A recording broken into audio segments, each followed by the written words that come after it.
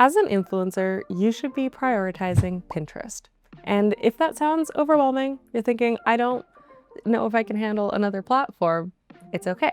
I'm here to give you a roadmap for succeeding on it. Because here's the thing, while people might be trying to convince us that the it girls are all over on social media, we all know that the real trendsetters are filling up our Pinterest boards. Pinterest is where everyone is going to find their inspiration, new ideas, and the actual how-tos for how to execute their vision. Over 500 million people use Pinterest every month, and over 40% of that user base is Gen Z. And so when I hear that Pinterest is the platform that's influencing the influencers. So if you are an influencer or want to be one, it just makes sense that that's the platform you should be investing your time in. Because not only is the platform the source and reference point for so much of today's trends, it is also valuable as an influencer for building up your brand awareness, making money, and yes, landing brand deals. And so today, as a full-time influencer myself and a Pinterest educator, in partnership with Pinterest, I want to give you all the info on how you as an influencer can start leveraging Pinterest today. But first, I do want to pause and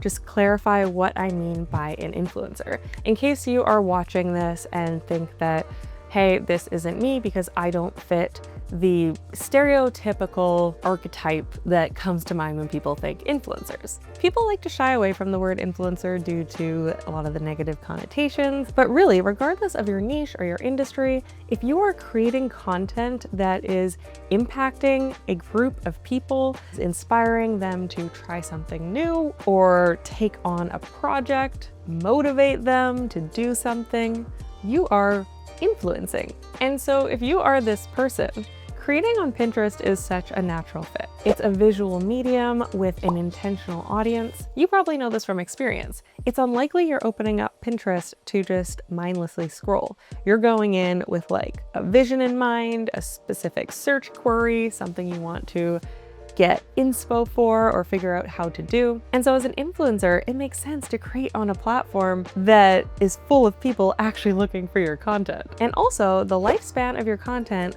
lasts way longer on Pinterest than it does on social media. And I know for me as a creator, that just gives me so much peace of mind. Like, the fact that I put all this effort into creating something, and on Pinterest, it has the potential to reach people like literal years down the line after I've made it. Amazing. It just feels so good. So we understand the value.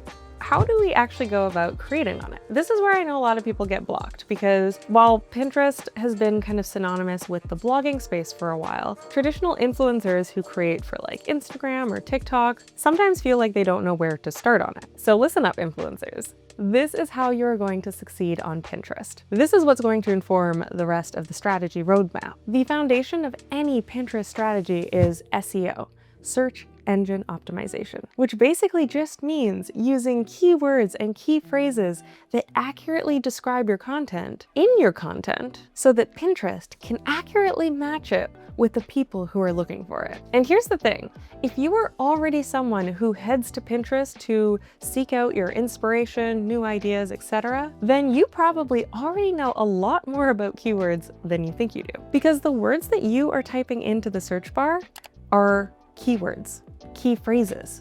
And so when you create and post your own content to Pinterest, make sure that those keywords and key phrases are reflected in all aspects of your content.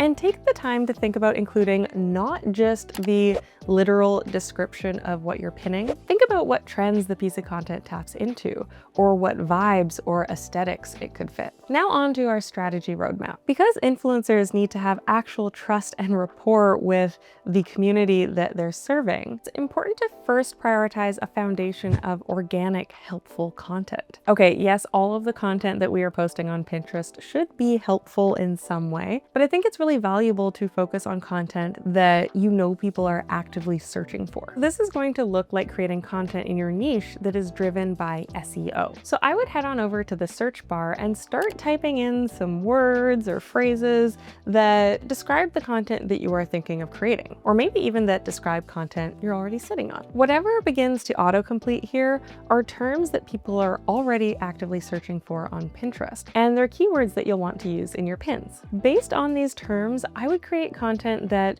is intentionally going to drive a lot of saves. So personally, I find for influencers, a lot of finished results content performs well. Whether you're creating beauty, fashion, home decor, another type of DIY project, you're taking an image or a video of the final result, which people are likely to save as inspiration. Think about all of the pins and boards that people are posting on social media as like the reference for the inspiration behind their look or the reference for the project they've just done. That's the type of content you're trying to create. You're trying to become the source of the inspiration. Another type of helpful content here that is driven by SEO is the how-to content that shows how you got that look. This is going to be for the people that are now in the stage of their journey of actually executing on their vision board. Ideally, this content is a video that is showing the process that somebody could follow along to get that same end result. Another way to come up with some concept ideas based off of keywords is to think about emerging trends. Again, Pinterest is where the trendsetters are. So if you notice a trend is beginning to bubble, it's got its own catchphrase, maybe the media is starting to pick up on it, take the time to come up with and create some unique inspo content for it.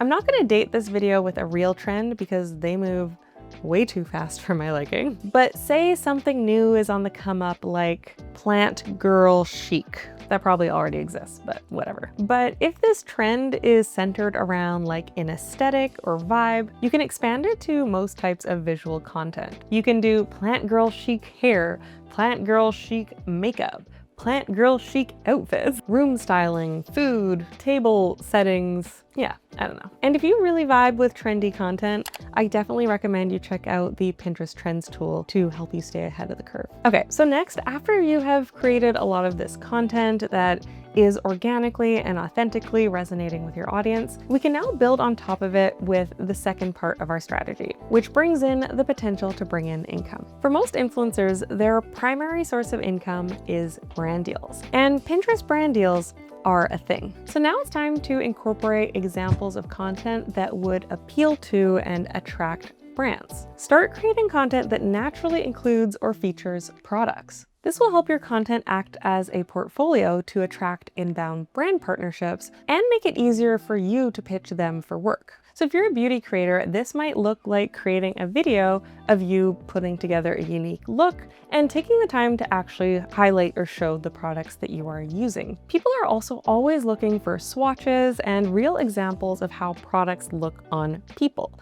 People perhaps with their same skin tone or eye color or whatever it may be. So go out there and create content with different products in action. And then when you're posting it, make sure to use keywords that are both branded and unbranded so that you can reach people who are looking for reviews or examples of that specific product from that specific brand, as well as people who are looking for a product in that general product category type. Then finally, we're going to layer in the third part of our strategy, incorporating affiliate marketing with some more product-based content.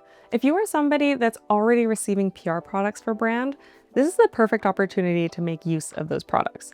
Take the time to take some photos and images of the product, get some close-ups, some shots of it in use, and create Pinterest pins around it. You can make these products shoppable. You can link to your Like to Know It or another affiliate program.